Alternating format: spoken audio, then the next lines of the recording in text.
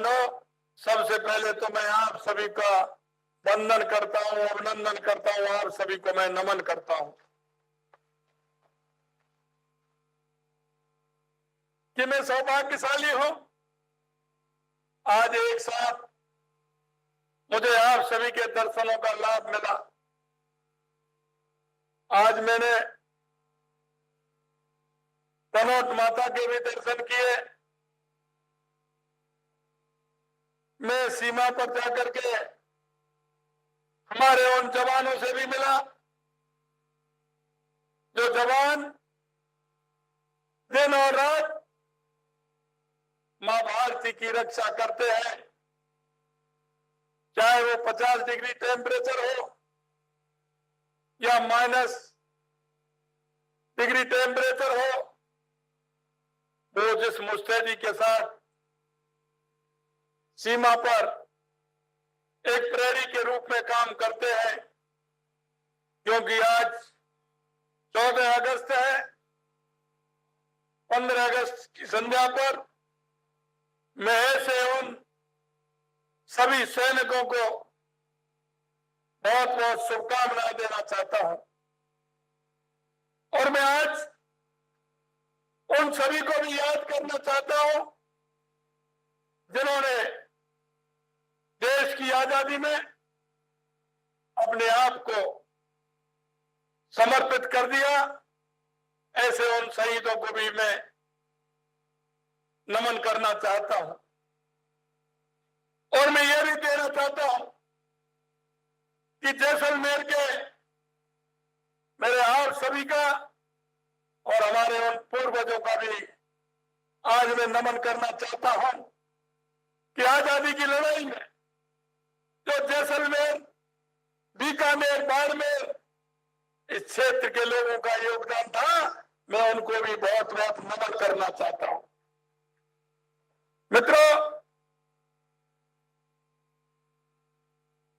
मैं जैसलमेर में बहुत मैं आता हूं। इससे पहले भी मैं आया हूं। मुझे पता है यह सीमावर्ती इलाका है। इस सीमावर्ती इलाके में क्या क्या आवश्यकता है, क्या क्या होना चाहिए, किस तरह से करना चाहिए, यह मुझे पता है।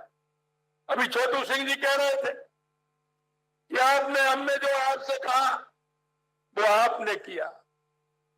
मित्रों, मैं आपसे इतना कहना चाहता हूं कि यह सीमावर्ती जिला है, इसमें अभी बहुत आवश्यकता है, इसमें बहुत आवश्यकता है। और हम देख रहे हैं ये हमारी सरकार का पहला बजट है। हमारी सरकार को 8 महीने हुए हैं और 8 महीने के अंदर आपने देखा होगा हमने जो कहा है, और हमारी सरकार भारतीय जनता पार्टी की सरकार, हमारी जो हम चुनाव में गए थे, हमने कुछ वादे आपसे किए थे। हमने जैसलमेर की जनता से भी कुछ वादे किए थे। हमने कहा था कि हमारी सरकार आएगी, निश्चित रूप से उन वादों को हम पूरा करेंगे। हमने पहले बजट में कोशिश की है कि हम हमारे उन वादों को पूरा करें। हमने कुछ घोषणाएं की है और काम भी उनका हमने प्रारंभ करने का शुरुआत की है। आज मेरे को कहा गया कि हमारे प्रदेश के लगभग 50 महाविद्यालय और 9 महाविद्यालय भवनों के निर्मित कक्षों का लोकार्पण का कार्यक्रम है। हमने कहा पहले कहीं ना कहीं जिले से करते हैं, लेकिन आज हम सीमावर्ती जिले जैसलमेर से प्रारंभ करेंगे। और ये यहाँ नहीं, राजस्थान के 50 स्थानों पर कार्यक्रम हो रहे हैं, उनका लोकार्पण यहां से हो रहा है। क्यों? क्योंकि हमारा ये सीमावर्ती जिला और इसका क्षेत्रफल भी बहुत बड़ा है। हम देखते हैं कि हमारे यहाँ की दूरी कितनी है, तहसील से तहसील की दूरी कितनी है। अभी मैं कह रहा था, छोटू सिंह जी से मैंने पूछा कि हम तनोट माता से चल करके फतेहगढ़ कितना समय लगेगा, कितना किलोमीटर है। मैंने कहा कहीं विधानसभा तो नहीं बदलेगी, लेकिन उन्होंने कहा कि 180 किलोमीटर है और ये भी मेरा क्षेत्र है और तरोड भी मेरा क्षेत्र है।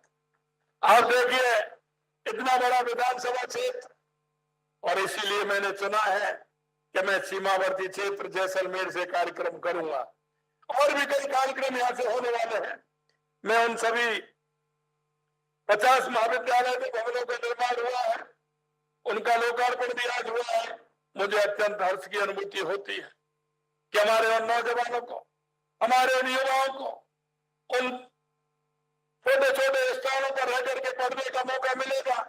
उच्च शिक्षा के लिए हमारी बहनों को देखा आपने, ज्यादातर महाविद्यालय हमारी बहनों के लिए है, कन्या महाविद्यालय है।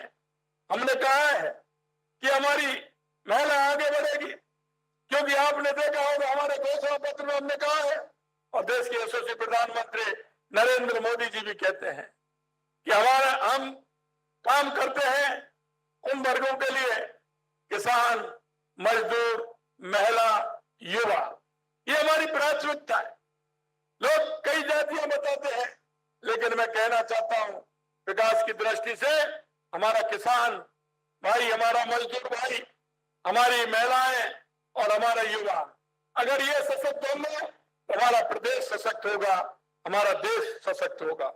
मैं इस मौके पर इतना कहना चाहता हूं कि शिक्षा के क्षेत्र में जो हमने काम किया है, और हमने कहा है शिक्षा के क्षेत्र में आने वाले समय में, हमने कहा इस साल हम युवाओं को, कांग्रेस के लोग कहते हैं कि आपने तो ऐसा बजट दिया है कि ये चुनाव की ओर बजट जा रहा है, ऐसा लगता है कि ये तो बजट तो हम तो चुनावों में देते हैं।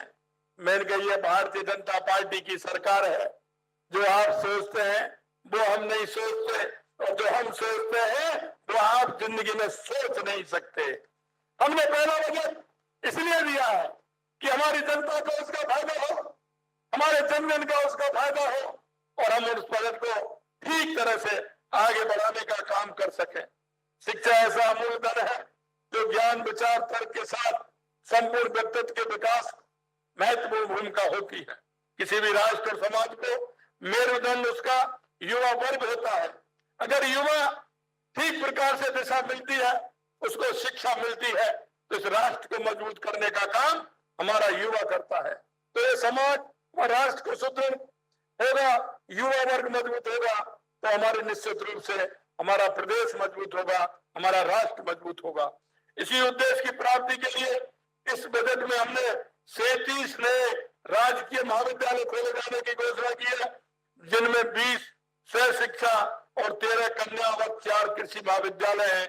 ये भी हमने इस वर्ष खोलने का काम किया है।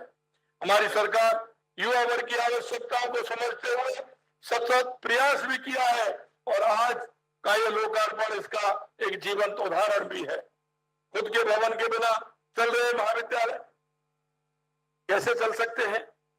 अध्ययनरत विद्यार्थियों को और सभी सुविधाओं से युक्त नए भवन, क्लासरूम मिलेंगे, इससे उनकी पढ़ाई सुगम हो पाएगी। इन 50 महाविद्यालयों में अभी तक 16,352 विद्यार्थी अध्ययनरत हैं, लेकिन मुझे अनुमान है यह संख्या बढ़कर के लगभग 25 और 26,000 पहुंचने वाली है। हमारी सरकार युवाओं को रोजगार उपलब्ध कराने के विजन के साथ काम कर रही है। इसी हेतु हमारी सरकार 5 वर्षों में 4 लाख सरकारी भर्तियां निकालने का हमने घोषणा की है, और हमने ये भी घोषणा की है कि 1 लाख भर्ती हम इसी साल करने वाले हैं। लोग कहते हैं एक साल में 1 लाख। मैंने कहा हाँ, हम कहते हैं, वो करते हैं। देश के यशस्वी प्रधानमंत्री नरेंद्र मोदी जी कहते हैं कि जो कहते हैं वो करने का काम करते हैं, और मैं इसलिए कहना चाहता हूं सबका साथ, सबका विकास, सबका विश्वास और सबके प्रयास को लेकर के हम चलते हैं। राष्ट्रीय शिक्षा नीति 2020 का पालन करते हुए प्रदेश में शिक्षा का विकास किया जा रहा है। 2024-25 से प्रदेश के महाविद्यालयों में भी सेमेस्टर प्रणाली प्रारंभ कर दी गई है। मैं आपसे कहना चाहता हूं, अब विद्यार्थी अपनी रुचि के अनुसार विषयों, पाठ्यक्रमों का चुनाव कर सकता है। विश्वविद्यालय द्वारा academic bank of credit ABCID हेतु पंजीकरण की कार्रवाई प्रारंभ कर दी गई है।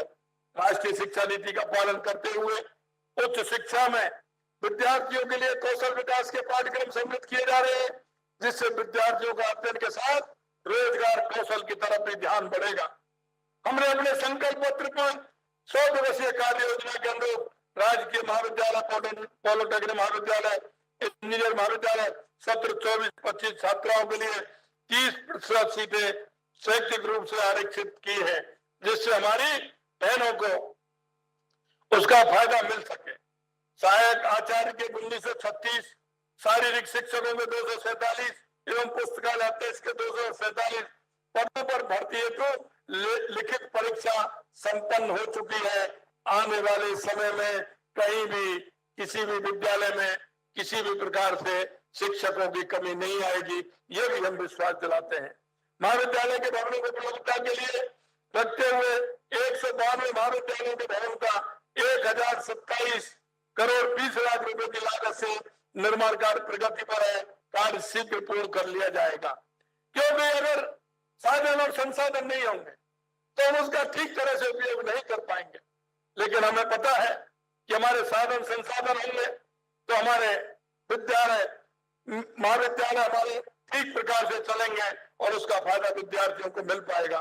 हमारी सरकार Swami Vivekananda scholarship for academic excellence योजना के तहत विद्यार्थियों को देश और विदेश में उच्च शिक्षा प्राप्त करने के अवसर भी प्रदान कर रही है। इस योजना का लाभ प्रदेश का ये विद्यार्थी जो आर्थिक रूप से सक्षम नहीं है, देश विदेश के उच्च स्थानों पर भी अध्ययन का सपना रखता है, उसके सपने हकीकत में बदलते हुए आपको नजर आएंगे। जो विद्यार्थी गरीब विद्यार्थी है वो पढ़ना चाहते हैं वो भी पढ़ सकते हैं। मैं आपसे इतना कहना चाहता हूं, हमने हमारे युवाओं के लिए और हमारी बहनों के लिए हमने कहा है कि इनको किसी भी प्रकार की परेशानी नहीं आने दी जाएगी, क्योंकि युवा जब बढ़ता है तो हमारा राष्ट्र विकसित होता है।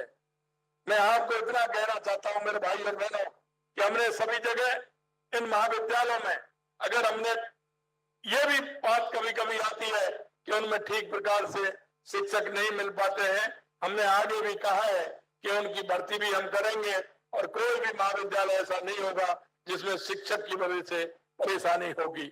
मैं आपसे इतना कहना चाहता हूं, जैसलमेर विधानसभा के लिए हमने जो किया है, छोटू सिंह जी बता रहे थे, लेकिन छोटू सिंह जी आपके बहुत होशियार हैं, एक बार में 4 काम बताते हैं, ये कर दीजिए, और दूसरी बार आते हैं तो 4 और लेकर के आते हैं।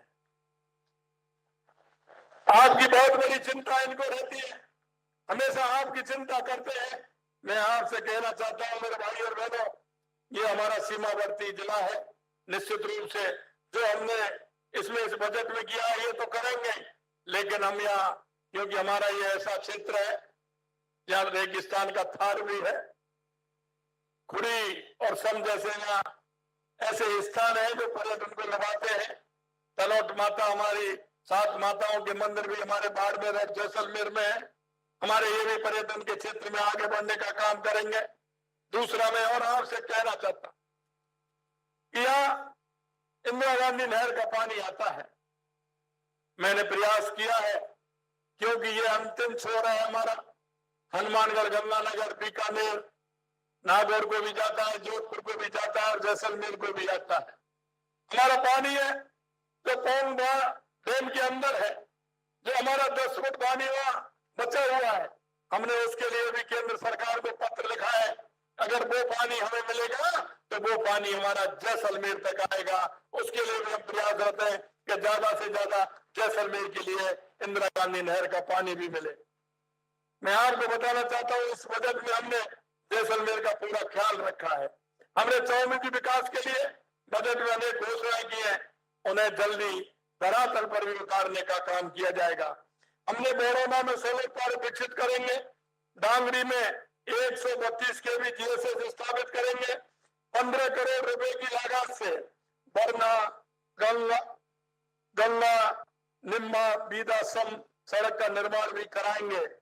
11 करोड़ रुपए की लागत से सिविल एयरपोर्ट से सम तक वाया ग्राम जीआई सड़क निर्माण का कार्य भी हम कराने वाले हैं। 4,50,00,000 रुपए की लागत से जैसलमेर में रामगढ़ सड़क से सम तक सड़क निर्माण का कार्य किया जाएगा। 8 करोड़ रुपए की लागत से जैसलमेर बाड़मेर मुख्य सड़क से म्यादलार तक सड़क निर्माण का कार्य किया जाएगा। खामा फोर्ट परिसर में जीवाश्म पार्क में ओपन डॉग म्यूजियम बनाया जाएगा।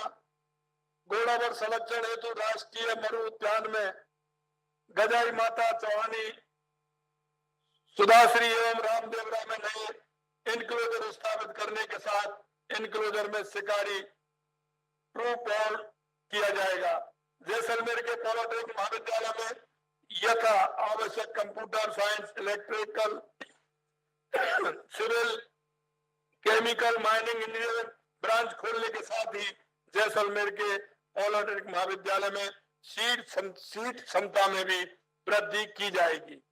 जैसलमेर में 25 बेड क्षमता के नशा मुक्ति केंद्र की स्थापना की जाएगी। लखा में उप स्वास्थ्य केंद्र को प्राथमिक स्वास्थ्य केंद्र में क्रमोन्नत किया जाएगा। जिंदयाली उप तहसील को तहसील में क्रमोन्नत किया जाएगा। 28 करोड़ 30 लाख रुपए की लागत से श्याम सिंह बाला वितरका का पुनरुद्धार कार्य किया जाएगा। जैसलमेर में जीरा मंडी की स्थापना की जाएगी।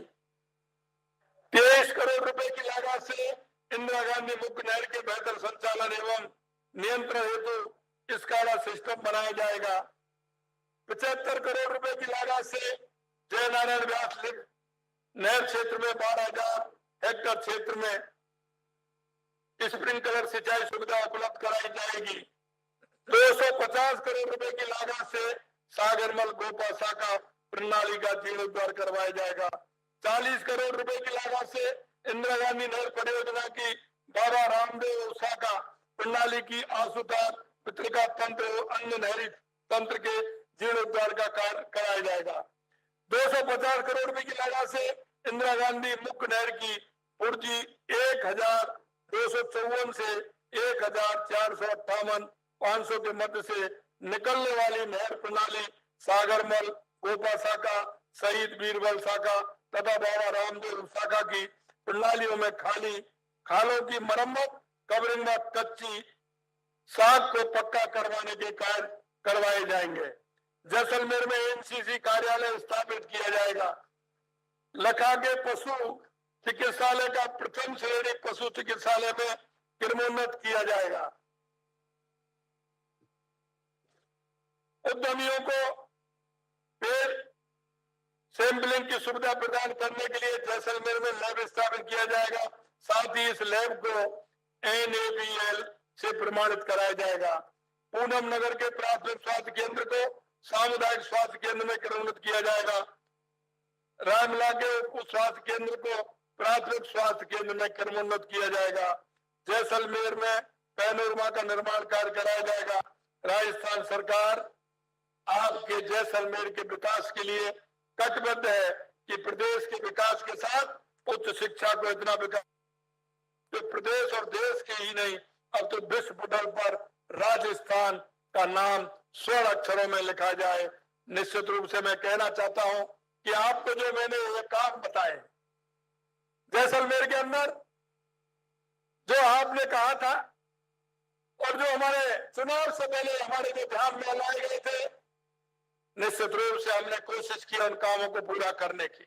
मित्रों, मैं आपसे इतना विश्वास दिलाना चाहता हूं, मैंने अभी भी कहा यह सीमावर्ती इलाका है, यहाँ का रोजगार युवाओं को मिलेगा तो हमारे युवा सशक्त होगा। यहाँ अगर जैसलमेर सशक्त होगा तो हमारा राजस्थान सशक्त होगा।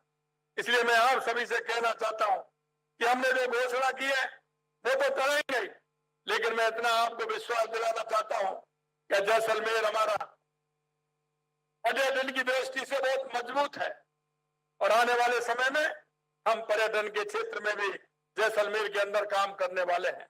निश्चित रूप से देश दुनिया का पर्यटक यहाँ आएगा। मैं आपसे इतना ही कहना चाहता हूं कि आप सभी को सहयोग करना है और सहयोग इस बात के लिए करना है कि आने वाले जो लोग आए उनका ठीक प्रकार से वो आए यहाँ, उनको किसी प्रकार की परेशानी नहीं हो, और वो माने कि हम जैसलमेर गए थे, जैसलमेर के लोग वैसे ही स्वागत के लिए, सत्कार के लिए जाने जाते हैं, पहचाने जाते हैं। मैं इतना ही आप सभी से कहना चाहता हूं, देश के यशस्वी प्रधानमंत्री नरेंद्र मोदी जी के नेतृत्व में हमारा राजस्थान आगे बढ़ रहा है, हमारा देश आगे बढ़ रहा है। लेकिन अंत में आपसे इतना कहना चाहता हूं कि आपने देखा देश की राष्ट्रभक्ति, देश के प्रति समर्पित और देश के प्रति काम करने वाले माननीय प्रधानमंत्री नरेंद्र मोदी जी हमेशा जिस तरह से काम करते हैं, आपने देखा होगा 5 जून को उन्होंने पर्यावरण दिवस के अवसर पर देश की जनता से आग्रह किया है कि एक पेड़ मां के नाम। मैं आप सभी से निवेदन करना चाहता हूं, क्योंकि यह जैसलमेर क्षेत्र हमारा रेगिस्तानी क्षेत्र है। हम सबका दायित्व और बढ़ जाता है कि हम देश के यशस्वी प्रधानमंत्री नरेंद्र मोदी जी ने कहा है कि एक पेड़ मां के नाम। मैं आपसे कहना चाहता हूं, सभी माता बहनों से कहना चाहता हूं कि इस अभियान को आगे बढ़ाते हुए एक पेड़ मां के नाम अवश्य लगाएं। और मैं ये और कहना चाहता हूं कि हम एक देश के और प्रदेश के नागरिक होने के नाते हमें कुछ अपने कर्तव्यों को भी ध्यान में रखना है।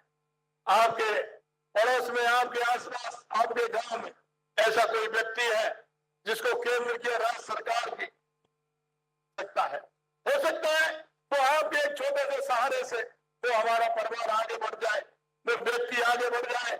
हमें ध्यान रखना है ऐसे व्यक्ति जो समाज के अंदर है, चाहे वो मेरे गांव में हो, चाहे मेरे ढाड़ी में हो, चाहे मेरे पड़ोस में हो, कोई भी हमारी बूढ़ी माता हो सकती है, कोई बुजुर्ग व्यक्ति हो सकता है, कोई दिव्यांग हो सकता है, कोई ऐसा व्यक्ति युवा भी हो सकता है जिसको आपके सहारे की आवश्यकता है। वो मैं इसलिए कहना चाहता हूं, हमारी केंद्र की राज्य सरकार की ऐसी बहुत सारी योजनाएं जिनका लाभ हम उन्हें दिला सकते हैं और उनके जीवन स्तर को आगे उठाने का काम कर सकते हैं। आप सभी से अनुरोध है कि अपने कर्तव्य को ध्यान में रखते हुए ऐसे अगर कई व्यक्ति है तो उनको योजनाओं का लाभ दिलाने का भी काम करें। आप अंत में इतना कहना चाहता हूं, कल 15 अगस्त है, उसकी आप सभी को हार्दिक शुभकामनाएं, बधाई देना चाहता हूं। अंत में इतना कहना चाहता हूं कि आज इस कार्यक्रम में इतनी बड़ी संख्या में आप सभी लोग आए हैं, निश्चित रूप से आप सभी को मैं बहुत बहुत धन्यवाद और साधुवाद देना चाहता हूं। आप सभी को उन्हें बहुत बहुत धन्यवाद, बहुत बहुत धन्यवाद। जय हिंद, जय भारत, जय राजस्थान।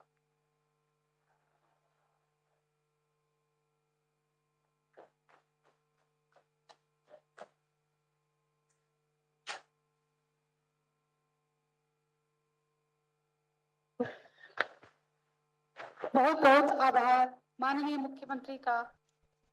निश्चित ही महिला शिक्षा की और आपका ये पावन कदम एक सार्थक होगा। इस दिशा की सोच को जैसलमेर की जनता सलाम करती। 1 लाख भर्तियां नौजवानों को सुदिशा प्रदान करेगी, ऐसा हमारा विश्वास है। उचित साधन व संसाधन के लिए सदा जैसलमेर की जनता आपकी ओर आशा भरी दृष्टि से देखती रही है और आगे भी आशा भरी दृष्टि से देखती रहेगी। आपकी आस्था और सांस्कृतिक मूल्यों के प्रति आपकी सोच को हम नमन करते हैं। निश्चित ही हम आपको विश्वास दिलाते हैं कि एक पेड़ मां के नाम अभी